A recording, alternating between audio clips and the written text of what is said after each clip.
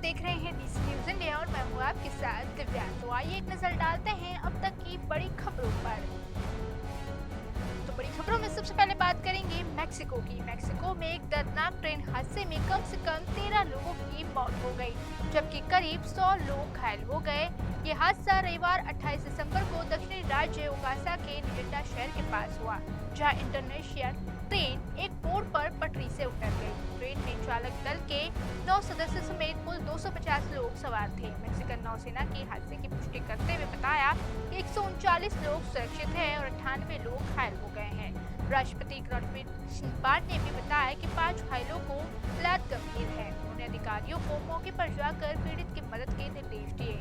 हादसे के कारणों की जांच अटॉर्नी जनरल कार्यालय से शुरू कर दी गई है। ये ट्रेन 2023 में शुरू होकर इंटर ओशियन कॉरिडोर प्रोजेक्ट का हिस्सा भी है। इससे पहले 20 दिसंबर को भी इसी रूट पर ट्रेन की ट्रक से टक्कर हो गई थी।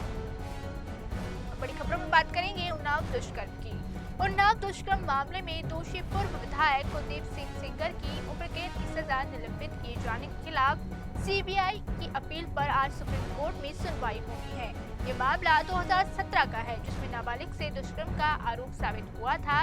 2019 में सिंगर को उम्र कैद की सजा सुनाई गई थी। दिल्ली हाई कोर्ट ने अपील लंबित होने तक सजा निलंबित करके जमानत की थी। इस फैसले के बाद देश भर में विरोध प्रदर्शन हो रहे हैं। पीड़ित की ओर से उसके परिवार ने सुरक्षा को लेकर भी चिंता जताई। पीड़ित की मां ने कहा कि इस फैसले ने न्याय व्यवस्था पर भरोसा तोड़ दिया है। मामले को लेकर राजनीतिक और सामाजिक संगठनों ने नाराजगी जताई है। आज की सुनवाई पर पूरे देश की नजरें टिकी हैं। बड़ी खबरों में फिर बात करेंगे उन्नाव की। उन्नाव दुष्कर्म मामले में कुलदीप सिंह सेंगर को जमानत दिए जाने के खिलाफ मुंबई युवा कांग्रेस ने विरोध प्रदर्शन किया। रविवार को अध्यक्ष जीनत शबरीन के नेतृत्व में कार्यकर्ताओं ने सांता क्रूज से चर्चगेट तक लोकल ट्रेन में यात्रा की। इस दौरान यात्रियों से बातचीत कर मामले को लेकर जागरूकता फैलाई गई। कार्यकर्ताओं ने दोषी नेता को संरक्षण देने का आरोप लगाया। युवा कांग्रेस ने कोर्ट के फैसले को पीड़िता के साथ अन्याय बताया। प्रदर्शन के दौरान न्याय की मांग को लेकर नारेबाजी की गई। पार्टी ने कहा कि वो पीड़िता के साथ मजबूती से खड़ी है। दिल्ली में चल रहे प्रदर्शनों का समर्थन जताया गया। अब बड़ी खबरों में बात करेंगे आंध्र प्रदेश की। आंध्र प्रदेश के अनकापल्ली जिले में टाटा एर्नाकुलम एक्सप्रेस की 2 एसी बोगियों से भीषण आग लग गई। हादसे में एक यात्री की मौत हो गई, जबकि कई लोग झुलस गए। ये घटना सोमवार तड़के एलमचिल रेलवे स्टेशन के पास हुई। आग पटरी के कार के पीछे B1 M2 कोच में लगी। लोको पायलट ने सूझबूझ दिखाते हुए तुरंत ट्रेन को रोक दिया। मृतकों की पहचान 17 वर्षीय चंद्रशेखर के रूप में हुई है। आग लगने से ट्रेन में अफरा तफरी मच गई। फायर ब्रिगेड के पहुंचने तक दोनों कोच जलकर खाक हो चुके थे। रेल सेवाएं कई घंटों तक बाधित रही। अब बड़ी खबरों में बात करेंगे अरावली की। अरावली पहाड़ियों को सुरक्षा से जुड़े मामले पर आज सुप्रीम कोर्ट में सुनवाई होनी है। कोर्ट ने पहाड़ियों को परिभाषा में बदलाव को लेकर स्वतः संज्ञान लिया। सीजीआई जस्टिस सूर्यकांत की अध्यक्षता में वेकेशन बेंच मामले में सुनवाई करेगा। पर्यावरणवादियों ने अनियंत्रित खनन पर चिंता जताई। हालिया फैसले में 100 मीटर से कम ऊंचाई वाली पहाड़ियों को अरावली की परिभाषा से बाहर कर दिया गया। इससे बड़े पैमाने पर खनन का रास्ता खुल गया। अरावली मथुरन रोकने में अहम भूमिका निभाती है। ये दिल्ली गुजरात तक फैली प्राचीन पर्वत श्रृंखला है। फैसले से पर्यावरण पर गंभीर असर पड़ने की आशंका जताई जा रही है। अब बड़ी खबरों में बात करेंगे दिल्ली एनसीआर की। दिल्ली और एनसीआर में घने कोहरे ने जनजीवन अस्त व्यस्त कर दिया है। विजिबिलिटी लगभग शून्य होने से सड़क, रेलवे, हवाई यातायात प्रभावित हो रहे हैं। मौसम विभाग ने ऑरेंज अलर्ट जारी किया है। कई उड़ानें रद्द कर दी गई हैं। ट्रेन घंटों से लेट चल रही है। दिल्ली एयरपोर्ट पर कई फ्लाइट्स निरस्त हो गई हैं। कोहरे के साथ प्रदूषण का स्तर गंभीर श्रेणी में पहुंच गया है। AQI बेहद खराब श्रेणी में दर्ज किया गया।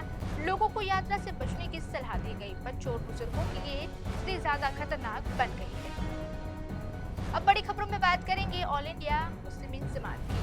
नए साल के जश्न से पहले ऑल इंडिया मुस्लिम जमात ने इसे न मानने की अपील की है। जमात के अध्यक्ष मौलाना शहाबुद्दीन रिजवी ने कहा कि ये शरिया के खिलाफ है। उन्होंने कहा 31 दिसंबर की पार्टियों में फिजूल खर्ची और गलत गतिविधियां होती हैं। इस्लाम में नाच गाना हराम बताया जाता है। मौलाना ने हिंदुओं से भी नए साल न मनाने की अपील की है। उन्होंने कहा हिंदू नववर्ष चैत्र महीने से शुरू होता है।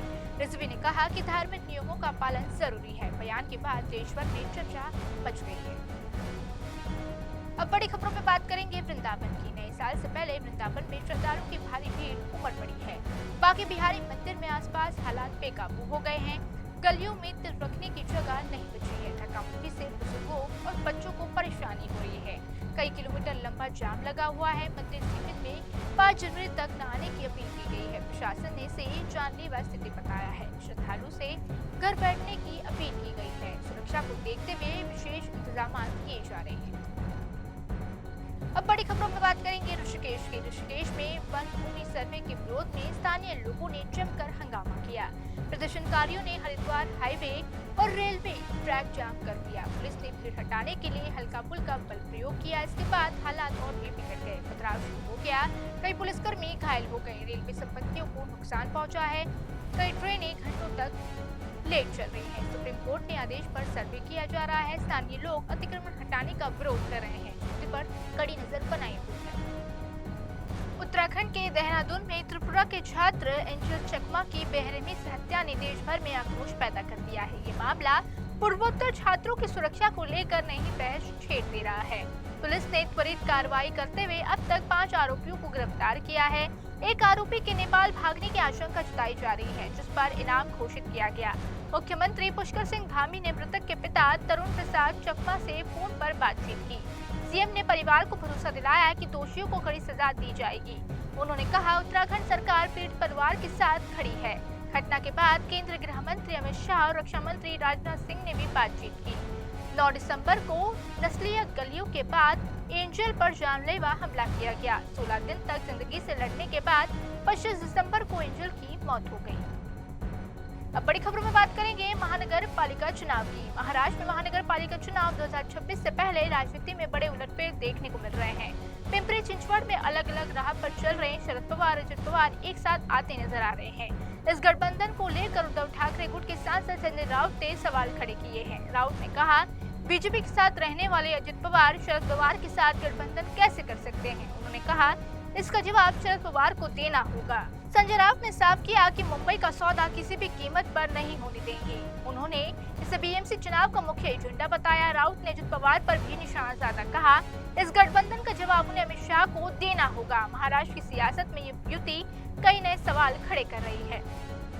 अब बड़ी खबरों में बात करेंगे पश्चिम बंगाल की। पश्चिम बंगाल में मुख्यमंत्री ममता बनर्जी के नाम और तस्वीर का दुरुपयोग का साइबर ठगी का बड़ा मामला सामने आया है। पुलिस के अनुसार सोशल मीडिया पर फर्जी लोन विज्ञापनों से लोगों को ठगा जा रहा है। विज्ञापनों में बिना सीबीएल और तुरंत लोन देने का दावा किया गया। ठग फर्जी ऐप, वेबसाइट और व्हाट्सएप नंबर के जरिए लोगों को जाल में फंसा रहे हैं। उनसे आधार, पैन, बैंक डिटेल और ओटीपी मांगे जा रहे हैं। पुलिस ने साफ किया कि ऐसे कोई सरकारी लोन योजना नहीं है। मुख्यमंत्री के नाम पर इस्तेमाल पूरी तरह अवैध है। पुलिस ने लोगों से सतर्क रहने की अपील की। ठगी का शिकार होने पर 1930 पर शिकायत करने को कहा गया। साइबर अपराध रोकने में जनता की जागरूकता बेहद जरूरी मानी जा रही है। अब बड़ी खबरों में बात करेंगे कांग्रेस की। कांग्रेस के वरिष्ठ नेता दिग्विजय सिंह की एक पोस्ट ने पार्टी के भीतर असहज स्थिति पैदा कर दी है। उन्होंने बीजेपी और आरएसएस के संगठन शक्ति की तारीफ की थी। इसके बाद पार्टी में विवाद खड़ा हो गया। राहुल गांधी ने स्थापना दिवस के कार्यक्रम में मजाकिया अंदाज में तंज कसा था। वही तेलंगाना के मुख्यमंत्री रेवंत रेड्डी ने इस इशारों में पलटवार भी किया। दिग्विजय ने सफाई देते हुए कहा कि वे मोदी और आरएसएस के घोर विरोधी हैं। उन्होंने कहा, संगठन की मजबूती की तारीफ करना गलत नहीं है। कार्य समिति की बैठक में उन्होंने विकेंद्रीकरण की पैरवी की थी। कुछ नेताओं ने उन्हें बीच टोक भी दिया। पार्टी ने इस टिप्पणी पर सार्वजनिक तौर पर दूर बनाई है। रिपीट, पार्टी ने इस नेतृत्व में इस मुद्दे पर सार्वजनिक तौर पर दूरी बना ली है। कांग्रेस के अंदर ये फिलहाल चर्चा का विषय बना हुआ है। अब बड़ी खबरों में बात करेंगे बीएमसी चुनाव की। बीएमसी चुनाव के लिए बीजेपी ने 66 उम्मीदवारों की पहली सूची जारी कर दी है। इस लिस्ट में विधानसभा स्पीकर राहुल नार्वेकर के परिवार के 2 सदस्य शामिल है। कोलाबा से उनके भाई मकरंद नार्वेकर को टिकट मिला है, तो वहीं उनकी भाभी हर्षिता नार्वेकर को भी उम्मीदवार बनाया गया है। इसके अलावा किरण सोमैया के बेटे नील सोमैया को भी टिकट दिया गया है। इस लिस्ट के बाद परिवारवाद को लेकर सवाल उठने लगे हैं। बीजेपी ने गठबंधन के अधिकतर सीटों पर शिवसेना के साथ चुनाव लड़ने का फैसला किया। अजित पवार की एनसीपी अलग रणनीति में अपना रही है। एनसीपी की लिस्ट को लेकर पार्टी में नाराजगी है। बीएमसी चुनाव से पहले सियासी हलचल तेज हो गई है। अब महाराष्ट्र की बड़ी खबरों में बात करेंगे अजित पवार की। महाराष्ट्र के डिप्टी सीएम अजित पवार ने पिंपरी चिंचवड़ में नगर निगम चुनाव के लिए बड़ा ऐलान किया है। उन्होंने एनसीपी और शरद पवार गुट मिलकर चुनाव लड़ेंगे। अजित पवार ने इसे महाराष्ट्र के विकास के हित में बताया और उन्होंने कहा कई बार कठिन राजनीतिक निर्णय लेने पड़ते हैं। सीट शेयरिंग पर चर्चा जारी है और जल्दी घोषणा की जाएगी। इससे पहले एनसीपी ने बीएमसी चुनाव के लिए 36 उम्मीदवारों की लिस्ट जारी की थी। इस फैसले से पवार परिवार के एक बार फिर साथ आने के संकेत दिख रहे हैं। मुख्यमंत्री देवेंद्र फडणवीस के बयान पर भी अजित पवार ने प्रतिक्रिया दी है। उन्होंने कहा सीएम का फैसला अंतिम होगा। महाराष्ट्र की राजनीति में ये गठबंधन अहम माना जा रहा है।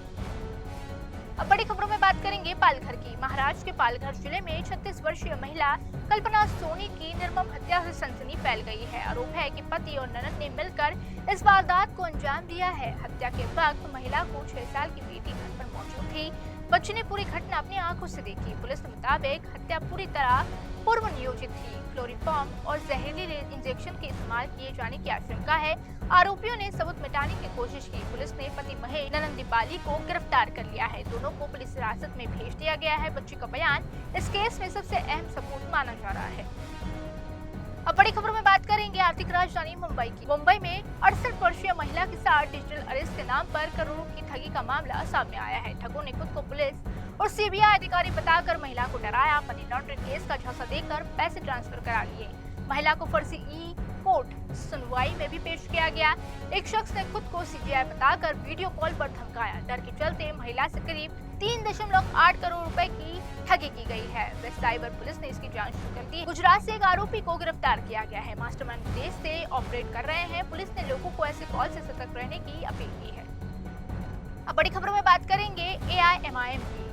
बीएमसी चुनाव से पहले एआईएमआईएम को बड़ा झटका लगा है। पार्टी के मुंबई अध्यक्ष हाजिद फारूक महफूज शाब्दी ने इस्तीफा दे दिया है। उन्होंने पार्टी के प्राथमिक सदस्यता और सभी पद को छोड़ दिया है। टिकट बंटवारे को लेकर नाराजगी के इस्तीफे की वजह मानी जा रही है। शाब्दी ने इस्तीफा अजहरुद्दीन ओवैसी को सौंपा है। राजनीतिक विशेषज्ञों का मानना है कि इससे एआईएमआईएम को नुकसान हो सकता है। पार्टी ने अंदरूनी घमासान की खबरें सामने आ रही है। वारिस पठान और इम्तियाज जलील ने मतभेद की चर्चा भी है। फिलहाल शाब्दी अगले कदम पर सस्पेंस बना हुआ है। बीएमसी चुनाव से पहले ये बड़ा घटनाक्रम माना जा रहा है। अब बड़ी खबरों में बात करेंगे उत्तर प्रदेश की। उत्तर प्रदेश के रामपुर में दिल्ली नैनीताल हाईवे पर भीषण सड़क हादसा हो गया। एक गुस्से से लदा ट्रक बोलेरो पर पलट गया। हादसे में बोलेरो चालक की मौके पर मौत हो गई। पूरी घटना सीसीटीवी कैमरे में कैद हो गई। ओवरटेक की कोशिश के दौरान ये अनियंत्रित हो गई। टक्कर इतनी भयानक थी कि बोलेरो पूरी तरह पिचक गई। शव निकालने के लिए दरवाजा काटना पड़ा। हादसे के बाद हाईवे पर 3 घंटे तक जाम लगा रहा। घायल ट्रक चालक अस्पताल से फरार हो गया। पुलिस ने जांच के आदेश दिए हैं। अब बड़ी खबरों में बात करेंगे चेन्नई एयरपोर्ट की। चेन्नई एयरपोर्ट पर थलापति विजय की एक झलक पाने के लिए फैंस की भारी भीड़ उमड़ पड़ी है। मलेशिया से लौटते हुए समय एयरपोर्ट पर अफरा तफरी मच गई। भीड़ के दबाव में विजय फिसल कर गिर पड़ी। हालांकि उन्हें कोई चोट नहीं आई। सुरक्षा कर्मियों ने तुरंत उन्हें संभाला। विजय जननायकन ऑडियो लॉन्च इवेंट पर लौट रहे थे। कार्यक्रम में 1 लाख से ज्यादा लोग शामिल हुए। मलेशियन बुक ऑफ रिकॉर्ड्स में इसका नाम दर्ज किया गया है। विजय ने इसे राजनीति पर फोकस करने की बात दोहराई। ये घटना उनकी जबरदस्त लोकप्रियता को दर्शाती है। तो अभी के लिए बस इतना ही। देश और दुनिया की तमाम बड़ी खबरों के लिए रुक कीजिए।